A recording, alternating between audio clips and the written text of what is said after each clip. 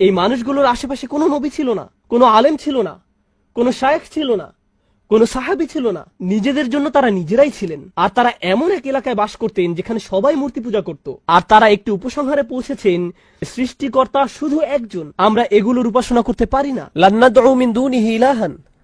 আর এতটুকুর কারণেই আল্লাহ তাদেরকে হিদায়াত দিলেন। অন্য কোনো জ্ঞান না থাকা সত্ত্বেও, কোনো ওহী তাদের কাছে ছিল না। আল্লাহ তাদেরকে হিদায়াত দেওয়ার জন্য এতটুকুই যথেষ্ট ছিল। আর তিনি তাদেরকে এত বেশি হিদায়াত দান করলেন যে আজকের দিনে যারা বছরের পর বছর ধরে দ্বীনের জ্ঞান অর্জন করে, তারা এই যুবকদের কাহিনী অধ্যয়ন করে। কারণ এই যুবকরা আল্লাহর হিদায়াত পেয়েছিল, কারণ আল্লাহ তাদেরকে পথ দেখিয়েছিলেন। আপনার পরিস্থিতি যত অন্ধকারচ্ছন্নই হোক না কেন, আপনার যদি আল্লাহর উপর আশা থাকে, এটাই যথেষ্ট। আসা আইয়াহদিয়ানি রব্বি লিআকরাবা মিন হাযা রাশাদা। এখন আসছে সর্বশেষ এবং এই বিবৃতির সবচেয়ে সুন্দর অংশ। সম্ভবত আল্লাহ আমাকে পথ দেখাবেন। পথ দেখাবেন কোথায়? কোন দিকে পথ প্রদর্শন করবেন? লিআকরাবা মিন হাযা রাশাদা। এর ভাষা এত বেশি গভীর অর্থবোধক, আমার পক্ষে খুতবায় তো আর ব্যাকরণ শেখানো সম্ভব নয়, কারণ আপনাদের মাথা ব্যথা শুরু করবে। চেষ্টা করব বিষয়টাকে যত সহজে তুলে ধরা যায়। আরবি ভাষাতে কখনো বলেন ওই যে ওই দিকে, আবার কখনো বলেন সমস্ত পথ ধরে ওইখানে। যখন বলেন সমস্ত পথ ধরে ওইখানে, অর্থাৎ আর গন্তব্য পর্যন্ত পথ দেখিয়ে যাব। আর যদি বলেন ওই যে ওইদিকে, এর মানে হলো প্রথমে এখানে, তারপর ওখানে, তারপর ওখানে। কিন্তু যদি বলি সমস্ত পথ ধরে ওইখানে, এর মানে ওইখানেই আপনাকে যেতে হবে, এরপর আর কোথাও আপনাকে যেতে হবে না। যখন লাম ব্যবহার করা হয়, আসা আইয়াহদিয়ানি রব্বি লি আকরাবা, এই লাম ইঙ্গিত করে এটা হলো আল মুনতাহা। এর চেয়ে উচ্চতর আর কিছু চাওয়ার নেই এই দুনিয়ায়। এটা যদি পেয়ে যাও, শ্রেষ্ঠ আর কিছু পাওয়ার নেই। যদি ইলা শব্দটি ব্যবহার করা হতো, অর্থ হতো তোমাকে প্রথমে ওইখানে যেতে হবে, তারপর অন্য কিছুর উদ্দেশ্যে। সুতরাং এই আয়াতে আমি আপনি এমন কিছু প্রার্থনা করছি, এমন কিছু চাচ্ছি যার চেয়ে উত্তম আর কিছু নেই। এটাই চূড়ান্ত সমাপ্তি। এখন সেই চূড়ান্ত সমাপ্তিটি কি? লিআকরাবা মিন হাযা, এটার চেয়ে নিকটবর্তী। আমি আশা করছি আল্লাহ আমাকে পথ দেখাবেন এটার চেয়ে চূড়ান্ত সমাপ্তির আরো নিকটে। এটা বলতে কি বোঝানো হয়েছে? এখন আমি যে অবস্থায় আছি, চলুন বোঝার চেষ্টা করি এখানে আসলে কি বোঝানো হচ্ছে। আমাদের সবার আলহামদুলিল্লাহ সুম্মা আলহামদুলিল্লাহ কোনো না কোনো মাত্রায় হেদায়েত রয়েছে। আমরা যে শুক্রবারে আল্লাহর ঘরে একত্রিত হয়েছি, এটা প্রমাণ করে যে আল্লাহ আমাদের সবাইকে কোনো না কোনো মাত্রায় হেদায়েত দিয়েছেন। কাউকে তিনি বেশি হেদায়েত দিয়েছেন, আবার কাউকে কম হেদায়েত দিয়েছেন। সালাতে কারো মনোযোগ বেশি থাকে, আবার কারো কম মনোযোগ থাকে। আমরা সবাই একই পর্যায়ে নেই, এটা সত্য। কিন্তু জানেন এই দোয়া আমাদের কি শেখাচ্ছে? আমার চূড়ান্ত লক্ষ্য হলো আমাকে আল্লাহর আরো নিকটবর্তী হতে হবে। আমি এখানে এজন্য আসিনি যে নিজেকে অন্য একজনের সাথে তুলনা করব। আমি এখানে এসেছি শুধু নিজের আজকের অবস্থানের সাথে নিজেকে তুলনা করতে। আমি যদি শুধু নিজের এখনকার অবস্থা উন্নতির জন্য কাজ করে যেতে পারি, এটাই আল্লাহর সামনে চূড়ান্ত সফলতা। এর চেয়ে চূড়ান্ত কোনো সফলতা নেই। আপনি কোনোদিন নিখুঁত হবেন না, আমিও কোনোদিন নিখুঁত হতে পারবো না। আমরা যা করতে পারি তা হলো আরেকটু ভালো হওয়া, এরপর আরেকটু ভালো, এরপর আরেকটু ভালো। শুধু দিন দিন ক্রমাগত উন্নতির চেষ্টা করুন। যদি কেউ এভাবে আল্লাহর নিকটবর্তী হওয়ার চেষ্টায় রত থেকে মারা যায়, সে সফল। অনেক মানুষ কি করে জানেন? তারা অন্যদের সাথে নিজের তুলনা করে। আহা, সে তো পুরো কুরআন মুখস্থ করে ফেলেছে, দেখো কি সুন্দর তার তেলাওয়াত, সে প্রতিদিন মসজিদে যায়, আজানের পূর্বে এসে উপস্থিত হয়, সে যে আল্লাহর কত ইবাদত করে, সে কত বেশি জানে, সে আরবি জানে, তাফসির জানে, এটা জানে, ওটা জানে। তারা মুসলিম হিসেবে আমার চেয়ে কত উত্তম পোশাক পরে। নিজেকে অন্যের সাথে তুলনা করবেন না। আল্লাহ আপনার কাছে এটা চান না। আল্লাহ আপনাকে অন্যের পাশে রেখে তুলনা করবেন না। তিনি তো আপনাকে এমনকি দুনিয়াতেও অন্যের সাথে তুলনা করতে চান না। আর আখিরাতের কথা বাদই দিলাম। ওয়ালা তাতামান্নাউ মা ফাদ্দালাল্লাহু বিহি বা'দুকুম আলা বা'দ। অন্য মানুষদেরকে যা দেওয়া হয়েছে তার আকাঙ্ক্ষা করো না, নিজের প্রতি এমন অন্যায় করো না। তাহলে আমরা কি শিখছি? উদাহরণস্বরূপ আমরা শিখছি, আপনি আজকে কোরআন তেলাওয়াত শেখা শুরু করলেন, আপনার বয়স হয়ে গেছে 35, 30 বছর যাবত বইটা খুলেও দেখেননি। সিদ্ধান্ত নিলেন আজ থেকে কোরআন তেলাওয়াত করার। আপনি এমনকি বিসমিল্লাহও পড়তে পারছেন না, আরবি বা অক্ষরটি দেখতে কেমন সেটাও ভুলে গেছেন। আপনার বয়সের মানুষেরা বড়দের মতো করে পড়তে পারে, এখন আপনাকে বাচ্চাদের মতো শিখতে হচ্ছে। এতে কোনো সমস্যা নেই। আপনি যখন আলিফ পড়া শিখছেন, বা পড়া শিখছেন এবং আল্লাহর দিকে কিছুটা অগ্রসর হয়েছেন, এখন এই অবস্থায় যদি আপনার মৃত্যু হয়, আপনি হয়তো একজন হাফেজে কোরআনের চেয়ে উত্তম, যে সম্পূর্ণ কোরআন মুখস্থ করেছে, কিন্তু এর প্রতি কোনো কদর নেই।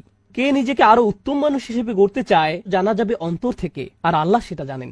তাই আল্লাহর দিকে অগ্রসর হওয়ার ক্ষেত্রে এখন যে অবস্থায় আছেন তাকে ছোট করে দেখবেন না। মানুষ আপনাকে ছোট করে দেখতে পারে, কিন্তু আল্লাহ আপনার চেষ্টাকে ছোট করে দেখেন না। মনে হয় যেন আল্লাহর কাছ থেকে হিদায়ত পাওয়া অনেক কঠিন, আর আল্লাহ হিদায়তের দরজাকে বিস্তীর্ণ রূপে খোলা রেখেছেন। তিনি শুধু আমাদেরকে বলেছেন এই দোয়া করার জন্য, ইয়া আল্লাহ আমাকে পথ দেখান, লি আকরাবা মিন হাযা রাশাদান। রশাদান মানে সত্য পথের হিদায়ত। এই আয়াতের শেষ শব্দ রশাদান ইঙ্গিত করছে আপনি যে এই দোয়াটি করছেন তা প্রমাণ করে আপনি ইতোমধ্যে কিছুটা হিদায়ত পেয়ে গেছেন। আপনার বলা উচিত নয় আমি পথভ্রষ্ট। এই আয়াত স্বীকার করে নিচ্ছে আল্লাহ যে আপনাকে দোয়া করার সামর্থ্য দিয়েছেন, এই সামর্থ্য নিজেই আল্লাহর পক্ষ থেকে আপনার জন্য একটা হেদায়েত। আল্লাহ আপনাকে আরো দিবেন, তিনি আরো দিবেন এবং তিনি আরো দিবেন। মুসলমানরা এমনই আশাবাদী এক জাতি, যখন পৃথিবীতে হেদায়েত নেমে আসে তখন এর সাথে প্রশান্তি আসে, ইতমিনান আসে, হৃদয় প্রশান্তিতে পূর্ণ হয়ে যায়। তাদের অনুসরণ করো যারা তোমাদের কাছে কোনো বিনিময় প্রত্যাশা করে না। এটাই সরল অনুবাদ। অনুসরণ করো যে তোমাদের কাছে কোনো বিনিময় চায় না। ওয়াহুম মুহতাদুন, আর তারা সরল পথে অঙ্গীকারবদ্ধ। মুসলিমরা কোরআনের যে ধারণাগুলোকে ভুল বুঝেছে এটি তারই। কোরআন বলেছে যে তারা কোনো বিনিময় প্রত্যাশা করেনি। ভাই, আপনার প্রোগ্রামের জন্য কেন ফি নির্ধারণ করেছেন?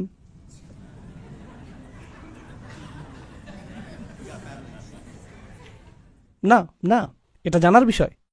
কোরআন আরো বলছে ইয়াশতারুনা বিআয়াতিল্লাহি সামানান কলিলান, তারা আল্লাহর আয়াত বিক্রি করে সামান্য মূল্যের জন্য।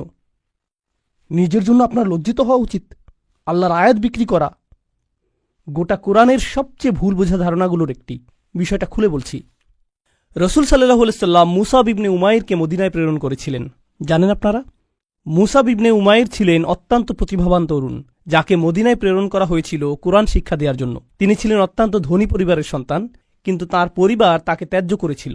এরপর তার পরিধানের বস্ত্রও ছিল না। বদরের যুদ্ধে তিনি শহীদ হলেন। কাফনের কাপড় দিয়ে যখন তার পা আবৃত করা হলো, মাথা উন্মুক্ত হয়ে গেল। আবার যখন মাথা আবৃত করার চেষ্টা করা হলো, পা উন্মুক্ত হয়ে গেল। রসুল সাল্লাল্লাহু আলাইহি সাল্লাম তাকে মদিনায় প্রেরণ করলেন কি শিক্ষা দেওয়ার জন্য? কোরআন। সকালের নাস্তার জন্য তিনি কি খাবেন? সূরা বাকারা। দুপুরে কি খাবেন? রাতে কি খাবেন? রাসূল সাল্লাল্লাহু আলাইহি সাল্লাম তার জন্য বেতনের ব্যবস্থা করেছিলেন, যাতে তিনি তার কাজ করতে পারেন। কোরআন শিক্ষাদানের জন্য তাকে অর্থ প্রদান করা হয়েছিল। তারা আল্লাহর আয়াতকে বিক্রি করে, এই কথার অর্থ কি জানেন? এর মানে কি? এর মানে হলো আয়াতগুলোর নির্দিষ্ট অর্থ রয়েছে, কিন্তু মানুষ তা শুনতে চায় না।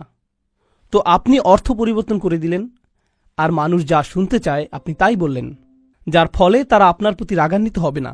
আপনি মানুষকে এমন জবাব প্রদান করেন যা শুনে তারা ভালো বোধ করবে, আর তারা যা শুনতে ভালো বোধ করবে না সেগুলো আপনি এড়িয়ে গেলেন। এভাবেই তারা আপনাকে পছন্দ করতে থাকে, আর আপনি নিজের জনপ্রিয়তা ধরে রাখেন। এটাই সামান্য মূল্যে আয়াত বিক্রি করা। সামান্য মূল্য বলতে এখানে মানুষের সন্তুষ্টিকে বোঝানো হচ্ছে। বুঝতে পারছেন? এখানে আয়াতটি হলো তার অনুসরণ করো যে তোমাদের কাছে কোনো বিনিময় চায় না। এমন কাউকে অনুসরণ করো যে তোমার কাছে কোনো বিনিময় চায় না। আসুন এটা বুঝি। এটা সকল নবীদের একটা মূলনীতি। প্রত্যেক নবী এমন জাতির মাঝে এসেছেন যেখানে গুরুতর কোনো সমস্যা ছিল, আর যখন একটি জাতির গুরুতর কোনো সমস্যা থাকে, মূলত একটি জাতির ভারসাম্যপূর্ণ থাকা চাই।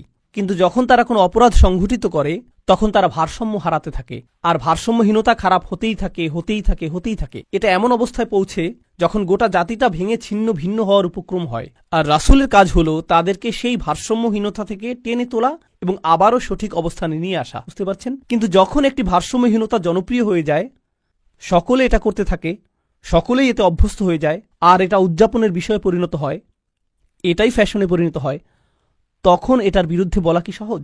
না। উদাহরণস্বরূপ এখনকার সময়ে সমকামিতার বিরুদ্ধে বলাটা বেশ কঠিন হয়ে গিয়েছে, তাই না? লূত আলাইহিস সালাম কি এমন সময়ে বসবাস করেছেন যখন এটা জনপ্রিয় ছিল? হ্যাঁ।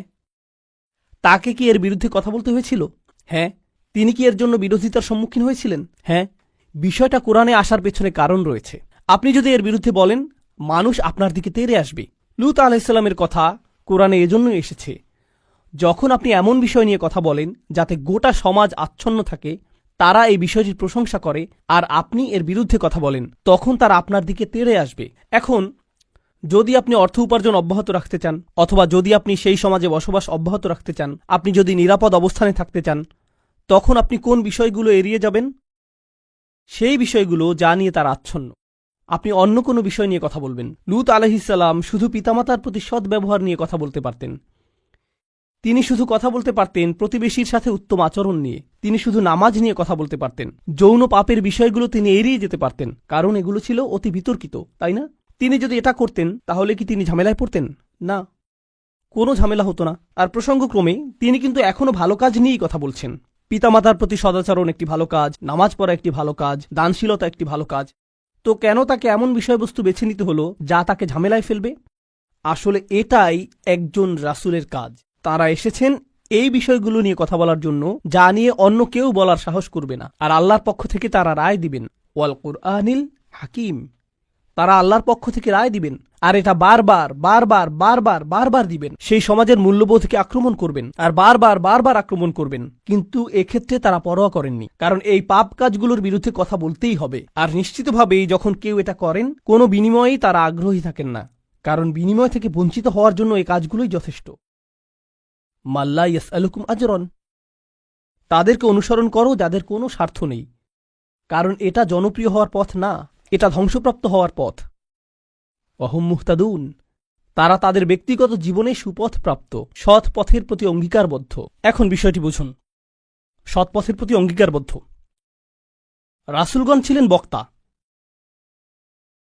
কিন্তু বক্তা আর কারা আছেন? আপনারা কি সমাজের অন্য বক্তাদের কথা বলতে পারেন? স্কলাররা? ইসলামী পরিবেশের বাইরের কথা বলছি। রাজনীতিবিদরা হলেন বক্তা, তাই না? ঠিক আছে, তো রাসূলগণ আপনাকে রীতিনীতি নিয়ে বলেন, সমাজ পরিবর্তন নিয়ে বলেন, তাই না? রাজনীতিবিদরাও কি কখনো কখনো সমাজ পরিবর্তন নিয়ে কথা বলেন? অবশ্যই। কিন্তু যখন রাজনীতিবিদরা সমাজ পরিবর্তনের কথা বলে, আমরা দেশের উন্নতি করতে চাই, আমরা জাতির উন্নতি করতে চাই, আমরা এটাকে শক্তিশালী করতে চাই, ইত্যাদি ইত্যাদি ইত্যাদি, তারপর আপনি যখন তাদের ব্যক্তিগত জীবন পর্যবেক্ষণ করেন, আপনি কি পান? আপনি পান দুর্নীতি। তো তাদের কথাগুলো অনেক উঁচু মানের, কিন্তু তাদের চরিত্র অনেক নিচু। আর প্রসঙ্গক্রমে আপনি দেখেন যে তারা উঁচু মানের জিনিসগুলো নিয়ে কথা বলে এজন্য যে তারা ক্ষমতা চায়, তারা মন্ত্রী হতে চায়, তারা বিনিময় চায়, তারা কোনো কিছুর প্রতি লালায়িত। যখন নবীরা কথা বলেন, তারা কি চান? তারা শুধু চান ন্যায় বিচার, তারা শুধু চান সত্য, আপনার কাছ থেকে কোনো বিনিময় চান না। আর উপরন্তু আপনি যদি নবীদের ব্যক্তিগত জীবনের দিকে লক্ষ্য করেন, তারা সর্বদাই সঠিক পথের প্রতি অঙ্গীকারবদ্ধ ছিলেন। ওয়াহুম মুহতাদুন। তো বাণীটি নিখুঁত এবং বাণীবাহকও নির্ভেজাল। এই ধারণাটি কি আগেও শেখানো হয়েছিল? হ্যাঁ, ইন্নাকা লামিনাল মুরসালিন আলা সিরাতিম মুস্তাকিম। আরেকবার পুনরালোচনা, কোরআন এরকমটাই করে, আয়াতগুলো পরস্পর সম্পর্কযুক্ত। এখন পরের আয়াতে অমালি, অর্থাৎ আমার কি সমস্যা হয়েছে, সেই মানুষটি এখনো কথা বলছেন, সেই রজুল, সেই আদর্শ ব্যক্তি, আল্লাহর ইচ্ছায় যার নাম আমরা কোনো একদিন জান্নাতে জানতে পারব। তিনি বলেছেন, আমার কি সমস্যা হয়েছে? লা আবুদুল্লাযী ফাতারানি, আমি কি সেই সত্তার উপাসনা করব না যিনি অস্তিত্বহীন অবস্থা থেকে আমাকে গড়েছেন? ওয়া ইলাইহি তুরজাউন, আর তোমাদের সকলকে তারই কাছে ফিরিয়ে নেওয়া হবে। এখন মালি, In Arabic we say وما لي لا أفعل التي شأنها أن يوردها المتكلم في رد على من أنكر عليه فعلا.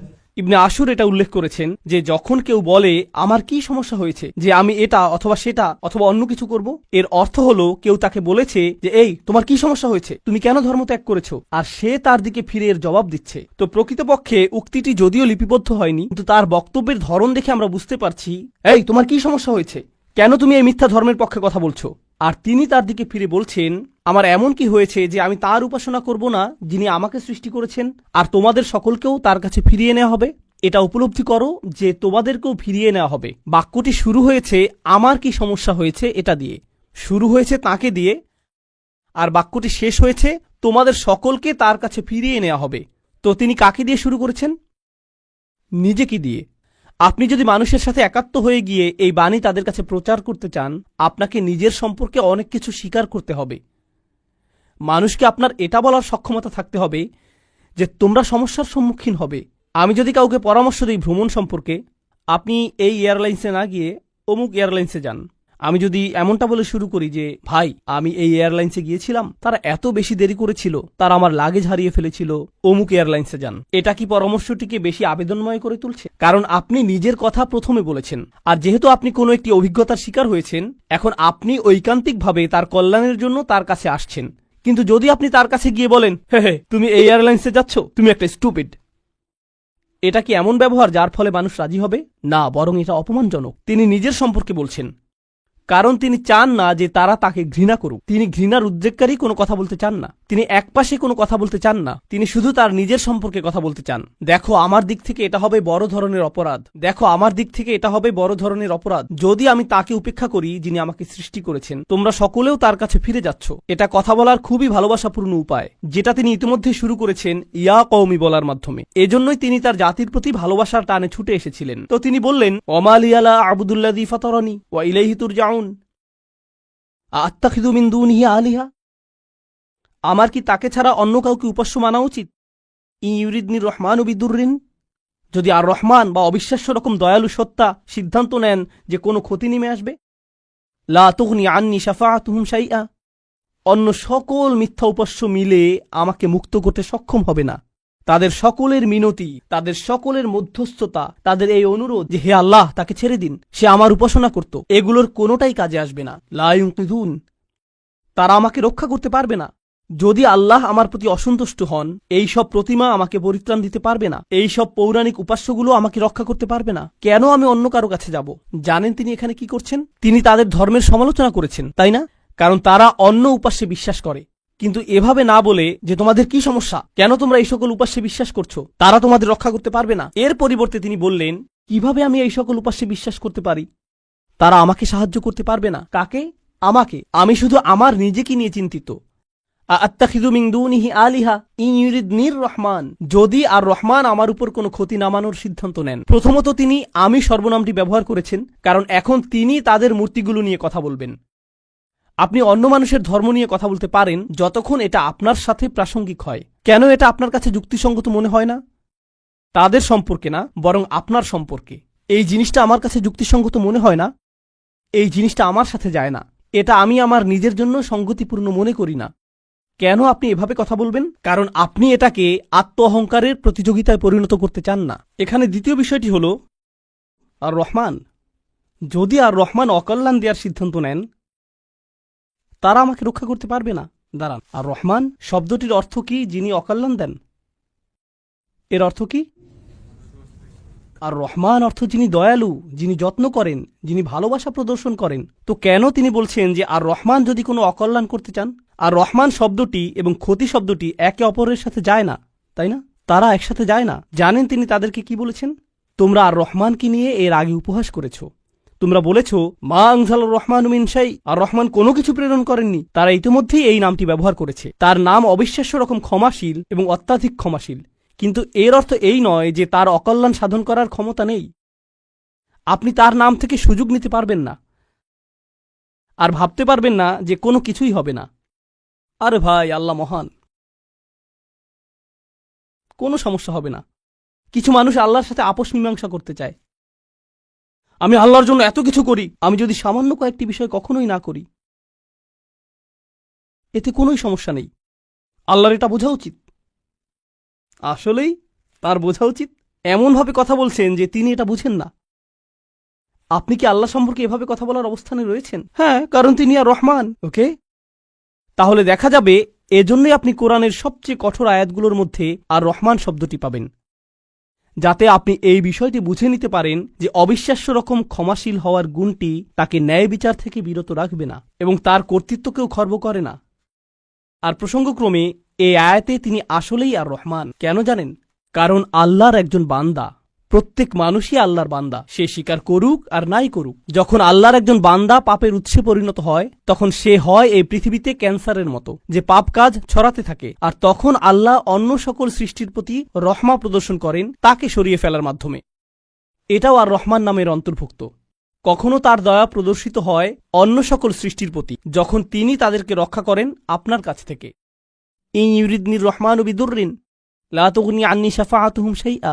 সুবহানাল্লাহ। এখন আমরা তার বক্তব্যের প্রায় শেষে রয়েছি। ইন্নী ইযাল্লা ফী যালালিম মুবিন। যদি এমনটাই হয়, যদি আমি আল্লাহ ছাড়া অন্য কারো উপাসনা করি, যদি আমি অন্য উপাস্য গ্রহণ করি, তাহলে আমি সুস্পষ্ট বিভ্রান্তিতে পড়ে যাব। আমি সম্পূর্ণরূপে বিভ্রান্ত হয়ে যাব। তিনি বিভ্রান্ত নন। তিনি বলছেন তোমরা সবাই বিভ্রান্ত, কিন্তু তিনি তাদেরকে আঘাত করতে চাইছেন না। তাই তিনি বলছেন আমি অত্যন্ত বিভ্রান্তিতে পড়ে যাব যদি আমি এমনটা করি। ইন্নী আমানতু বিরব্বিকুম, আমি ঈমান এনেছি তোমাদের প্রভুর প্রতি, তোমাদের প্রতিপালকের প্রতি। তিনি বলেননি যে আমি ঈমান এনেছি আমার প্রভুর প্রতি, আমার প্রভুর প্রতি। তিনি বলেছেন আমি ঈমান এনেছি তোমাদের প্রভুর প্রতি। তিনি আমি থেকে তুমিতে পরিবর্তন করলেন। আমি আপনাদেরকে একটা সমীকরণ দিচ্ছি, আমি যোগ তুমি সমান সমান আমরা, আমি যোগ তুমি সমান কি আমরা। তো তিনি শুরু করেছেন আমি দিয়ে, তিনি যাচ্ছেন তুমিতে, কারণ তিনি এর দ্বারা কি বোঝাচ্ছেন, আমরা পৃথক নই। আমি চাই আমরা সবাই যেন সুখী হই, আমি চাই আমরা সবাই যেন আল্লাহর কাছে পরিত্রাণ পাই। এটা আমি বনাম তোমরা নয়, এটা আমি এবং তোমরা। দাওয়াতি কাজ মানে প্রতিপক্ষ নয়, এর অর্থ বিতর্ক নয়, এর অর্থ যুক্তিতর্ক নয়। আমরা এটাকে এগুলোতে পরিণত করেছি। আমি একটি দাওয়াতি প্রোগ্রাম করতে চাই যেখানে আমি খ্রিস্টানদের সাথে বিতর্ক করব। আপনার কোথাও ভুল হচ্ছে, এটা এভাবে কাজ করে না। এর জন্য একটা নির্ধারিত অবস্থান রয়েছে, তবে এটাকে দাওয়াতি কাজ বলে না, এটাকে বলে জিদাল। এর জন্য কোরআনের ভিন্ন শব্দ রয়েছে, আর সেটা হলো সর্বশেষ পন্থা। আমরা শুরুতেই এটা করব না, কখনোই করব না। তো এখন তিনি বলছেন ইন্নী আমানতু বিরব্বিকুম, আমি তোমাদের সকলের প্রভুর প্রতি ঈমান এনেছি, তোমাদের সকলের প্রভুর প্রতি ঈমান এনেছি। ফাসমাউন, আমার কথা শোনো, আমার কথা শোনো। তিনজন রাসূল কথা বলেছেন, আর তিনি বলছেন আমার কথা শোনো, আমি যা বলছি তা শুধু শোনো। কখনো কখনো আমি শিক্ষক হিসাবে এই বিষয়টা খেয়াল করি। আমি আরবি শেখাই অথবা চেষ্টা করি। ধরুন ছাত্ররা সামনে বসে শিখছে, আর তখন একজন সহকারী আসলো, শিক্ষকের সহকারী একজন আসলো, আর ছাত্রদের কাঁধে হাত রেখে বলল মনোযোগ দিয়ে পড়ো। আমি কিন্তু মনোযোগ দিতে বলিনি। একজন সহকারী এসে বলল মনোযোগ দিয়ে পড়ো। এর কি কোনো প্রভাব রয়েছে? হ্যাঁ। এর কি ভিন্ন ধরনের প্রভাব রয়েছে? হ্যাঁ। যখন আরেকজন ছাত্র আপনার কাছে এসে বলে ভাই পড়াশোনা করো, শিক্ষক বলেন যে পরীক্ষার জন্য পড়াশোনা করো। হ্যাঁ অবশ্যই আমি পরীক্ষার জন্য পড়াশোনা করব। তারপর আপনি রাত 8টার সময় বাস্কেটবল খেলা দেখছেন, আর আপনার বন্ধু এসে বলল আরে ভাই চলো পড়াশোনা করি। এটার কি ভিন্ন প্রভাব থাকবে? অবশ্যই থাকবে। এই সাহাবী এটা বুঝতে পেরেছিলেন, রাসূলদের এই সঙ্গীটি তা বুঝতে পেরেছিলেন। তার কাছে রয়েছে স্বতন্ত্র স্থান, সূর্যের আছে নিজস্ব স্থান, চাঁদেরও রয়েছে নিজস্ব স্থান। এটা প্রতিযোগিতা নয়। আমার কথা শুনো, এটা এতটাই ভালোবাসাপূর্ণ চমৎকার বক্তব্য। আর আমি এখানে বলতে চাই যে তার বক্তব্যটি এখানে তিনজন রাসূলের থেকেও বেশি কাজ করেছিল। এই আয়াতগুলোতে তার বক্তব্যের বেশি প্রভাব রয়েছে তিনজন রাসূলের তুলনায়। এটা কেন? এটা আমাদেরকে শিখানোর জন্য যে আল্লাহ যাকে চান তাকেই বিজয় প্রদান করেন, আল্লাহ তাকেই কবুল করবেন যার প্রতি তিনি রাজি হবেন। পার্থিব ফলাফল এবং পার্থিব পরিণাম আল্লাহর কাছে অর্থবহ নয়, বরং প্রচেষ্টাই আল্লাহর কাছে অর্থবহ। পার্থিব ফলাফল হলো যখন আল্লাহ সিদ্ধান্ত নেবেন তখন তিনি দুয়ার খুলে দিবেন, এটাই হবে। পরের আয়াতটি বলছে কিলা দুখুলিল জান্নাহ। বক্তব্যের অংশটি প্রায় শেষ। কিলা দুখুলিল জান্নাহ, জান্নাতে প্রবেশ করো। দাঁড়ান, তিনি তো তার লোকদের সাথে কথা বলছিলেন, এখন বলা হচ্ছে জান্নাতে প্রবেশ করো। কি ঘটল? তাকে হত্যা করা হয়েছিল। তিনি এত ভালোবাসাপূর্ণ উদ্বেগপূর্ণ বক্তব্য দিলেন, শহরের প্রান্ত থেকে তার লোকদের কাছে ছুটে আসলেন, তাদেরকে বোঝানোর চেষ্টা করলেন। তারা রাসূলদেরকে স্পর্শ করতে পারল না, কারণ রাসূলগণ আল্লাহ প্রদত্ত নিরাপত্তায় ছিলেন। কিন্তু সেই একমাত্র ঈমানদার হত্যার শিকার হলেন। এই ঘটনাটিতে ঈমানদারদের জন্য শিক্ষা রয়েছে, তাই না? এখন সামান্য কয়েকজন ঈমানদার যারা রাসূল সাল্লাল্লাহু আলাইহি সাল্লামের উপর ঈমান এনেছিলেন, তাদেরকে মানসিকভাবে প্রস্তুত করা হলো এর জন্য তোমরাও হত্যার শিকার হতে পারো। ইয়াসির, সুমাইয়া, বিলালও মৃতপ্রায় হয়ে গিয়েছিলেন রাদিয়াল্লাহু আনহুম। আপনি হত্যার শিকার হতে পারেন শুধু এটা বলার কারণে, শুধু আল্লাহ সম্পর্কে কথা বলার কারণে।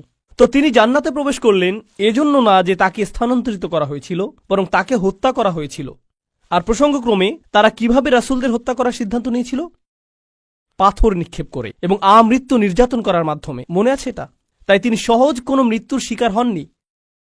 তো তিনি একজন শহীদ, কারণ শহীদগণ সরাসরি জান্নাতে প্রবেশ করেন। তিনি সরাসরি জান্নাতে প্রবেশ করলেন। আর তার উক্তি এটা ছিল না হে আল্লাহ তাদেরকে শাস্তি দিন, কারণ এই কাফিররা আমাকে হত্যা করেছে। ঈমানদারদের পক্ষ হয়ে প্রতিশোধ গ্রহণ করা উচিত।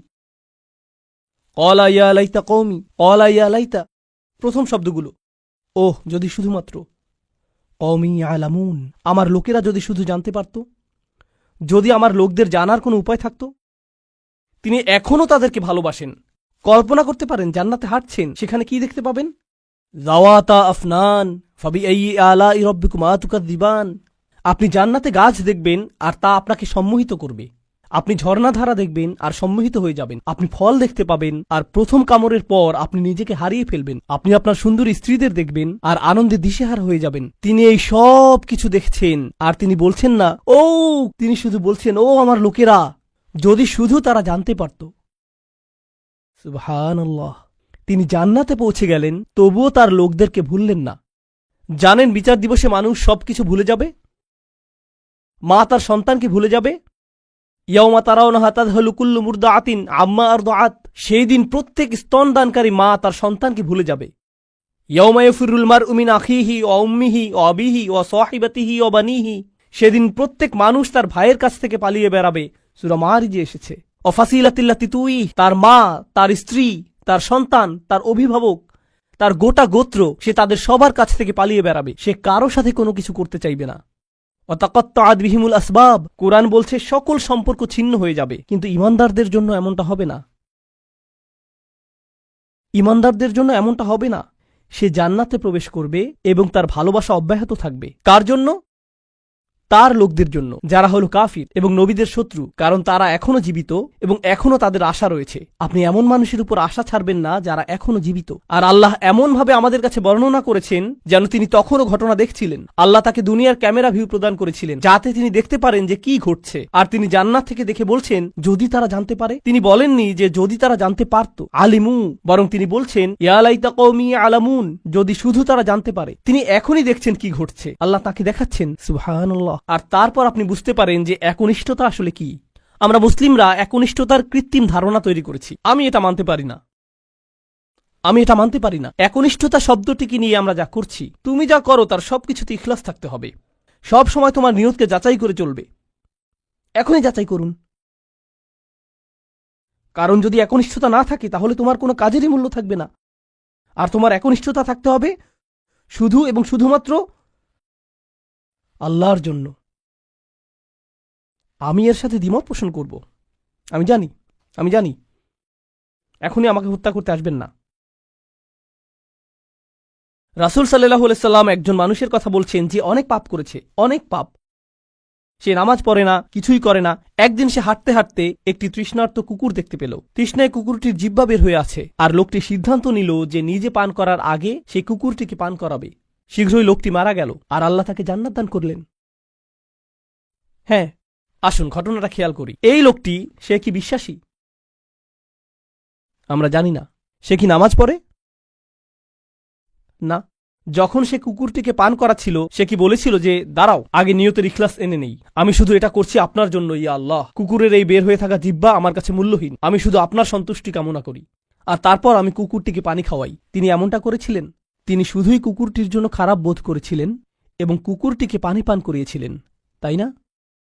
তো কুকুরটির জন্য তার উদ্বেগের ব্যাপারে তিনি একনিষ্ঠ ছিলেন, তার ইখলাস ছিল, তাই না? এখানে এই ঈমানদারটি তার লোকদেরকে ভালোবাসেন, কিন্তু তিনি কি বলেছেন যে এটা যদি আল্লাহর জন্য না হতো তাহলে আমি আমার লোকদের ঘৃণা করতাম। তিনি এজন্য তাদেরকে ভালোবাসেন কারণ তারা তারই লোক, আর এটাই তার লোকদের জন্য একনিষ্ঠতা। ইবাদতের ক্ষেত্রে আল্লাহর প্রতি আপনার একনিষ্ঠতা থাকতে হবে, আপনার পিতামাতার প্রতি আপনার একনিষ্ঠতা থাকতে হবে, শুধু আল্লাহর জন্য না, বরং এজন্য যে তারা আপনার পিতামাতা। আপনার একনিষ্ঠতা থাকতে হবে অন্য মুসলিমদের জন্য, কারণ তারা আপনার মুসলিম ভাই। আপনার একনিষ্ঠতা থাকতে হবে আপনার প্রতিবেশীর জন্য। আপনার একনিষ্ঠতা থাকতে হবে আপনার কাজের প্রতি, আপনার লেখাপড়ার প্রতি। আপনার একনিষ্ঠতা থাকতে হবে আপনার ব্যবসায়ের অংশীদারের প্রতি। এই সব কিছুই একনিষ্ঠতা। আপনি কৃত্রিমভাবে এটা বানাতে পারবেন না। না, আমি তোমার বন্ধু হতে পারবো না, কারণ এটা আল্লাহর সন্তুষ্টির জন্য না। আমরা শুধু একসাথে বাস্কেটবল খেলবো আর এটা আখিরাতে আমার কোনো কাজে আসবে না। আমি জানি না কে এই অদ্ভুত কথা আপনাকে শিখিয়েছে। যখন আপনি আপনার নিয়ত যাচাই করছেন বাস্কেটবল খেলায় বল ছোড়ার আগে, কারণ এতে কোনো ইখলাস নেই, এটা এইভাবে কাজ করে না। আমাদের নিয়তের পরিচ্ছন্নতা থাকতে হবে, এটা নিশ্চিত। আমাদের নিয়তকে পুনরায় যাচাই করতে হবে, এটা নিশ্চিত। একনিষ্ঠতার গণ্ডি আল্লাহর প্রতি একনিষ্ঠতার চেয়েও অনেক বেশি। এই একনিষ্ঠতা তার সকল সৃষ্টির প্রতিও প্রযোজ্য। মানুষের প্রতি আপনার নিয়ত পরিচ্ছন্ন থাকতে হবে, কৃত্রিমভাবে নয়। তো এই ছিল তার নিজের লোকদের প্রতি ভালোবাসা, এমনকি জান্নাতে যাওয়ার পরও। এখানে আল্লাহ আসলে বর্ণনা করছেন যে মানুষের প্রতি ভালোবাসা হলো জান্নাতি মানুষের গুণ। আমি আবারও বলছি, নিজের লোকদের প্রতি ভালোবাসা হলো জান্নাতি মানুষের গুণ। তো যখন আপনি এমন মুসলিম দেখেন যারা সব সময় মানুষের প্রতি রাগান্বিত, তারা সবসময় অন্য মুসলিমদের প্রতি রাগান্বিত, তারা নিজেদের পরিবারের প্রতি রাগান্বিত, তারা সবচেয়ে বেশি রাগান্বিত অমুসলিমদের প্রতি। তারা রাগান্বিত, রাগান্বিত এবং রাগান্বিত। এটা জান্নাতি মানুষের গুণ না। ইয়া লাইতা কওমি ইয়ালামুন। এখন তিনি এই বক্তব্যটি দিলেন তার লোকদের প্রতি। আমরা এমনকি তার নামও জানি না, আর তার কথাগুলো কিয়ামত পর্যন্ত পাঠ করা হবে। এখন আপনার এবং আমার কথোপকথনগুলোর কথা ভাবুন। আমরা কথা বলি আইফোন নিয়ে, আমরা কথা বলি গাড়ি নিয়ে, আমরা কথা বলি খেলাধুলা নিয়ে। এই কথাগুলো কোথায় যাবে? এই কথাগুলো কি চিরদিন থেকে যাবে? না। এগুলো কি পৃথিবীতে কোনো কল্যাণ নিয়ে আসবে? না। জানেন এই সম্পর্কে ভাবতে গিয়ে আমি কি উপলব্ধি করছি? আল্লাহর কাছে কথা হলো অমূল্য রত্ন। লোকটি কোনো নবী নন, তবুও তার কথা কোরআনে সংরক্ষিত হয়ে আছে। আল্লাহ কি অন্য জিনিসে সংরক্ষিত রাখেন? অকুল্লা শাইইন আহসাইনাহু ফি ইমামিম মুবিন। আল্লাহ বলছেন যে আমি সবকিছুই সংরক্ষণ করে রাখি। তিনি সবকিছুই সংরক্ষণ করে রাখেন। তো কোন জিনিসটি আপনি সংরক্ষণ করে রাখতে চান? ভালো কিছু, কোনো একনিষ্ঠ পরামর্শ? আপনাকে কি ব্যাপক জ্ঞানের অধিকারী হতে হবে ভালো কিছু বলার আগে? এই মানুষটির কি ভালো কথা বলার আগে অনেক অনেক ডিগ্রির প্রয়োজন হয়েছিল? বিষয়টি জটিল নয়, শুধু ভালো মানুষ হন। লক্ষ্য করুন কেমন চমৎকারভাবে কোরআন সন্নিবেশিত। যখন তিনি জান্নাতে গেলেন আর তিনি বললেন যদি আমার লোকেরা জানতে পারে, পরের আয়াতে তিনি বলছেন বিমা গফরলি রব্বি ওয়া জাআলানি মিনাল মুকরামিন, সেই ক্ষমা যা আমার প্রভু আমাকে প্রদান করেছেন আর আমাকে তাদের অন্তর্ভুক্ত করেছেন যাদেরকে সম্মানিত করা হয়েছে। তিনি জান্নাতের দুটি জিনিসের কথা বলছেন, ক্ষমা এবং সম্মান। সূরার শুরুতে এসেছে ফাবাশশিরহু বিমাগফিরাতিন ওয়া আজরিন কারীম। সূরার শুরুতে আল্লাহ বলছেন কোন এক স্থানের সেই একাকী ঈমানদারদেরকে অভিনন্দন প্রদান করো যে সে পাবে ক্ষমা এবং সম্মানসূচক প্রতিদান। মনে আছে সেটা? ক্ষমা এবং সম্মানসূচক প্রতিদান। এখন সূরার মাঝখানে এই মানুষটি জান্নাতে পৌঁছে গেলেন এবং বললেন ইয়া আল্লাহ, আপনি আমাকে ক্ষমা প্রদান করেছেন এবং সম্মানিতদের অন্তর্ভুক্ত করেছেন। পুনরালোচনা, নিখুঁত পুনরালোচনা। এটাকে বলা হয় কুরআনের ইহকাম ওয়াল কুরআনিল হাকিম। এই আয়াতগুলো নিয়ে শেষে একটি বিষয় আমি আসলেই ভালোবাসি, তা হলো যখন তিনি তার লোকদের সাথে কথা বলছিলেন তিনি বললেন ইন্নী আমানতু বিরব্বিকুম, আমি ঈমান এনেছি তোমাদের প্রভুর প্রতি, আমি ঈমান এনেছি তোমাদের প্রভুর প্রতি। কিন্তু যখন তিনি জান্নাতে প্রবেশ করলেন তিনি বললেন বিমা গফরলি রব্বি, আমার প্রভু। একই মানুষের কথা। এখন তিনি বলছেন আমার প্রভু। যখন তিনি জান্নাত দেখলেন, যখন তিনি জান্নাতে প্রবেশ করলেন, যখন তিনি ক্ষমা লাভ করলেন, যখন তিনি আল্লাহ প্রদত্ত সম্মানের অধিকারী হলেন। প্রসঙ্গক্রমে কারো দ্বারা সম্মানিত হওয়ার অর্থ কি? কিভাবে আপনি কারো দ্বারা সম্মানিত হতে পারেন বলতে পারেন আমাকে? স্বীকৃতি পাওয়া। হ্যাঁ, কারো স্বীকৃতি পাওয়া। কেউ আপনাকে অভিবাদন জানালো, কেউ আপনার সাথে কর্মর্দন করতে আসলেন, এটা দ্বারা তিনি আপনাকে সম্মানিত করলেন, তাই না? আমি এখনই বলে দিচ্ছি, সামনের আয়াতগুলোতে এটা আসবে। সেখানে আল্লাহ বলছেন সালামুন কওলাম মির রব্বির রহিম, এই সূরাতেই। আরো পরে আল্লাহ বলছেন তিনি তোমাদেরকে বলবেন সালাম। তো শুরুতে তিনি বলছেন আমি তোমাদেরকে প্রদান করব সম্মানিত প্রতিদান, সম্মানিত প্রতিদান, সম্মানিত প্রতিদান। সেই সম্মানিত প্রতিদানটি কি? কতটা সম্মানিত এটা হতে পারে? আমি কি একটা মেডেল পাবো? কোনো সার্টিফিকেট দেওয়া হবে পরীক্ষায় পাশ করার পর যেমনটা দেয়া হয়? কি সার্টিফিকেট আপনি পাবেন? আপনি পাবেন সালাম, আল্লাহর পক্ষ থেকে। এটাই আপনি পাবেন। তো যখন তিনি তা পেলেন তিনি ভুলে গেলেন যে এই প্রভু অন্য কারো প্রভু, তিনি শুধু তারই প্রভু। আমার প্রভু আমাকে ক্ষমা প্রদান করেছেন, আমার প্রভু আমাকে সম্মানিতদের অন্তর্ভুক্ত করেছেন, তিনি আমার প্রভু এবং শুধুই আমার প্রভু। সুবহানাল্লাহ। একজন ঈমানদারের কি চমৎকার চিত্র এটা। এখন এটা ঘটেছে জান্নাতে, কিন্তু মূল ঘটনাটা চলমান থাকার কথা কোথায়? এই পৃথিবীতে। কি ঘটেছিল এখানে? এখন আল্লাহ যা করবেন তা অত্যন্ত কঠোর। মনোযোগ দিয়ে শুনুন, কারণ এটা মুসলিমদের আরেকটা ভুল ধারণা। এ কারণে এই সূরাটি আমি বেছে নিয়েছি। যখনই আমি কোনো সূরা বেছে নেই আমি উপলব্ধি করি যে আল্লাহ আমাদের সমসাময়িক এত এত সমস্যার জবাব দিয়েছেন, এটা অবিশ্বাস্য। যদি মুসলিমরা কোথাও আক্রমণ করে অথবা কোনো কিছু বিস্ফোরণে উড়িয়ে দেয় আর অন্য মুসলিমরাও এতে মারা যায়, তাহলে তারা তো জান্নাতেই প্রবেশ করবে, এতে কোনো সমস্যা নেই। আমি এই যুক্তি শুনেছি। এই পরিস্থিতির শিকার হয়ে যদি মুসলিমরা অথবা নিরীহ মানুষ মারা পড়ে, আল্লাহ তো জানেনই তিনি তাদেরকে জান্নাতে পাঠিয়ে দিবেন। তাই এখানে কোনো ক্ষতি হয়নি, কারণ জান্নাত দুনিয়ার চেয়ে উত্তম। আমি জানি না যে আপনি এই ধরনের বিকারগ্রস্ত কথা শুনেছেন কিনা, কিন্তু আমি এটা অনেকবার শুনেছি। এখন আমি আপনাদেরকে এই বিষয়ে কিছু কথা বলবো। আল্লাহ কি এই মানুষটিকে জান্নাত প্রদান করেছেন? হ্যাঁ, কিন্তু আল্লাহ তাকে জান্নাত প্রদান করার অর্থ এটা না যে আল্লাহ সেই লোকদের প্রতি রাগান্বিত নন যারা তাকে হত্যা করেছিল। ঘটনাটির ধারাবাহিকতা পৃথিবীতে চলতে লাগলো। যখন তিনি জান্নাতে মনোরম সময় উপভোগ করছিলেন, আল্লাহ তার হত্যার প্রতিশোধ গ্রহণ করেছেন। অমা আনজালনা আলা কওমিহি মিন বাদিহি মিন জুনদিম মিনাস সামাই অমা কুন্না মুনজিলিন। আমরা আকাশ থেকে কোনো সেনাবাহিনী প্রেরণ করব না এই লোকদের জন্য। এই নগণ্য কুরাইশরা তারা মনে করেছে যে অনেক বড় কিছু হয়ে গিয়েছে। এই পৃথিবীতে তারা তুচ্ছ, গুরুত্বহীন। অর্থনীতিতে, রাজনীতিতে, জ্ঞানে, বিজ্ঞানে এই লোকদের ধ্বংস করার জন্য বিশেষ কোনো প্রস্তুতির প্রয়োজন নেই। আকাশ থেকে আমার কোনো সেনাবাহিনী প্রেরণের প্রয়োজন নেই। সেনাবাহিনীর কথা উল্লেখ করার কারণ হলো, যখন আপনি কুরাইশদেরকে সতর্কবাণী প্রদান করেন যে আমি তোমাদেরকে সতর্ক করছি, তারা বলবে কোন সেনাবাহিনী? আর যখন রসুলগণ তাদেরকে সতর্ক করলেন, তারা বলছে তোমাদের সাথে কোনো সেনাবাহিনী রয়েছে। এই হুমকি কোথা থেকে আসছে? শুধু তোমরা আর নগণ্য কিছু ইমানদার? আর আল্লাহ বলছেন তাদেরকে ফেরেশতার সেনাবাহিনী প্রদর্শন করার আমার প্রয়োজন নেই। তারা বলবে ওকে, যদি ফেরেশতা দিয়ে তৈরি সেনাবাহিনী থাকে তোমার কাছে, যারা তোমার কাছে ওহী নিয়ে আসে, যদি সেই ফেরেশতা গোটা আকাশ জুড়ে থাকে, ওয়ালাকাদ রাআহু বিল উফুকিল মুবিন, তিনি জিবরিল আলাইহিস সালামকে গোটা আকাশ জুড়ে থাকার অবস্থায় দেখেছেন, তাহলে কেন তুমি জিবরিলকে কিছু ক্ষমতা প্রদর্শন করতে বলছো না যাতে আমাদেরকে ধ্বংস করে দিতে পারে? হ্যাঁ, আর আল্লাহ বলছেন আমি তোমাদেরকে এর জবাব দিয়ে সম্মানিত করব না। তোমাদের মতো নগণ্য জীবকে ধ্বংস করার জন্য আমার ফেরেশতার প্রয়োজন নেই, তোমরা তারও যোগ্য না। আল্লাহ কি আগের জাতিগুলোকে ধ্বংস করার জন্য ফেরেশতা পাঠিয়েছিলেন? হ্যাঁ, তিনি পাঠিয়েছিলেন। আল্লাহ বলছেন কুরাইশরা এমনকি এরও যোগ্য না। এ কাজে ফেরেশতাদের সময় নষ্ট করার মতো যোগ্যও কুরাইশরা না যে আল্লাহ কাউকে ডেকে বলবেন হেই যাও এদেরকে ধ্বংস করো। না না না, সময় নষ্ট করো না। ইন কানাত ইল্লা সাইহাতান ওয়াহিদাতান, এটা একটা বিকট বিস্ফোরক শব্দ ছাড়া আর কিছুই ছিল না। প্রচন্ড একটা শব্দ। আপনারা জানেন বিস্ফোরণ আসলেই প্রকাণ্ড শব্দ তৈরি করে। এটা ছিল শুধু সেই রকম একটা বিস্ফোরক। এটা ছিল সেই রকম একটা বিস্ফোরক শব্দ। ফাইদা হুম খামিদুন, আর তাদেরকে নিভিয়ে দেয়া হলো, তারা সম্পূর্ণরূপে নিভে গেল।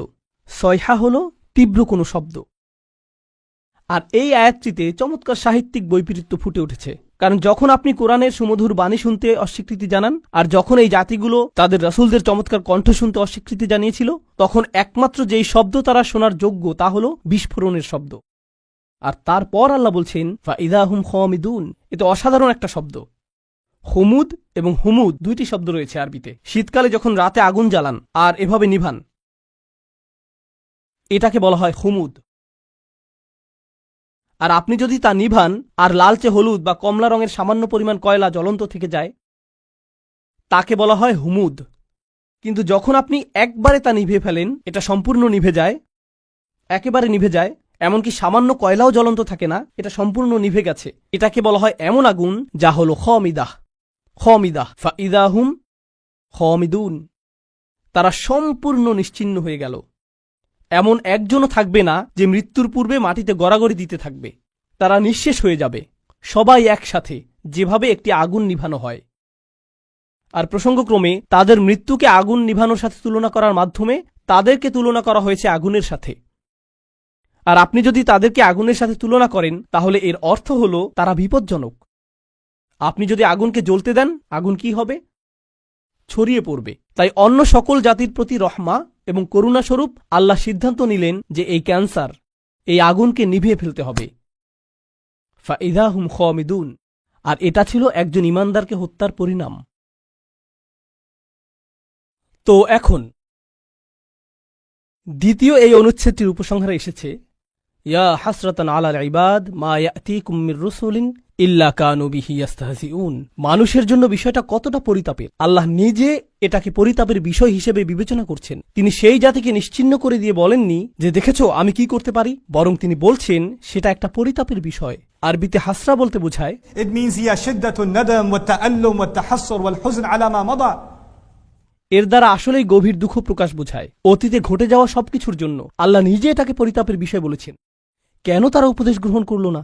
আলাল ইবাদ, বান্দাদের জন্য কি সাংঘাতিক পরিতাপের বিষয়। তিনি তাদেরকে বান্দা বলছেন। কেন তিনি বান্দা বললেন? কেন তিনি বললেন না যে ইয়া হাসরাতান আলাল কুফার? কি পরিতাপের বিষয় কুফফারদের জন্য, অবিশ্বাসীদের জন্য। তিনি তাদেরকে বান্দা বললেন। জানেন কেন? কারণ মানব সত্তার গভীরে প্রত্যেক মানুষের সম্ভাবনা রয়েছে আল্লাহর বান্দা হওয়ার। এটা কতটা পরিতাপের বিষয়! এটা তোমার ভিতরেই ছিল। এটা অতিরিক্ত কোনো বিষয় নয় যা তোমাকে বাইরে থেকে আনতে হবে। আমি ইতিমধ্যেই তা তোমার ফিতরাতের মধ্যে দিয়ে দিয়েছি। কেন তুমি এটাকে চালু করলে না? তুমি নিজেই অন বাটন চাপতে পারতে। মা ইয়াতিহিম মির রাসূলিন, এমন কোন রাসূল তাদের কাছে আসেনি। ইল্লা কানু বিহি ইস্তাহজিউন, তারা শুধুই যা করেছে তা হলো তাদেরকে উপহাস। যখনই একজন রাসূল এসেছেন তারা তাকে নিয়ে উপহাস করেছে। এখন এই আয়াতে আল্লাহ বলেননি যে তারা রাসূলদের হত্যা করেছে অথবা তারা রাসূলদের হুমকি দিয়েছে। তিনি বলেছেন যে তারা রাসূলদের নিয়ে উপহাস করেছে। কিন্তু এর আগে আপনারা শিখেছেন তারা বলেছিল যে তারা রাসূলদের হুমকি দিবে, তারা তাদেরকে অভিশাপ হিসেবে গণ্য করবে। মনে আছে সেটা? কিন্তু এখানে যখন পরিতাপের বিষয়টি আসলো, তিনি বলছেন যে এই আযাবের সম্ভাবনার সূচনা হয়েছে তাদেরকে উপহাস থেকে। যখন একটি জাতি রাসূলদের নিয়ে উপহাস করা শুরু করে তখন থেকে তাদের ধ্বংসের সময় গণনার জন্য ঘড়ির কাঁটা চালু হয়ে যায়। তাদের ধ্বংসের প্রথম ধাপ হলো মূলত কার্টুনে যেরকম ডিনামাইট বোমার ছবি আঁকা থাকে, যেখানে বুঝতে পার, যখন তারা রাসূলদের নিয়ে উপহাস করে এটা শুরু হয়ে যায়। এটাই এখানে বলা হয়েছে, রাসূলদের নিয়ে উপহাস করবেন না, কারণ এর অর্থ আপনি নিশ্চিহ্ন হওয়ার জন্য রাস্তা ধরেছেন। এখন যখন আল্লাহ বলছেন কত রাসূল এসেছে কিন্তু তারা ঈমান আনেনি, তারা শুধু উপহাস করেছে। আপনি সূরাটির শুরুতে শিখেছেন ওয়াসাওয়াউন আলাইহিম আনযারতাহুম আম লাম তুনদিরহুম লা ইউমিনুন। ধারণাটি পুনরায় জোরদার হচ্ছে। কি পরিতাপের বিষয়! এত এত রাসূল এসেছেন কিন্তু মানুষ উপদেশ শুনে না। আলাম ইয়ারাউ কাম আহলাকনা ক্বাবলাহুম মিনাল কুরুন, তারা কি দেখেনি তাদের পূর্বে কত শহর আমরা ধ্বংস করে দিয়েছি, কত জাতি ইতিমধ্যে ধ্বংসপ্রাপ্ত হয়েছে? তারা কি তা দেখে না? তিনি কাকে উদ্দেশ্য করে বলছেন? তিনি রাসূল সাল্লাল্লাহু আলাইহি ওয়াসাল্লামের সময়ের লোকদের উদ্দেশ্য করে বলছেন এবং বলছেন যে কেন তারা ইতিহাস পর্যবেক্ষণ করে না, কেন তারা দেখে না যে যা রয়েছে তাদের পেছনে। তারা কি দেখেনি? না, তারা দেখেনি, কারণ তাদের পেছনে একটি দেয়াল রয়েছে।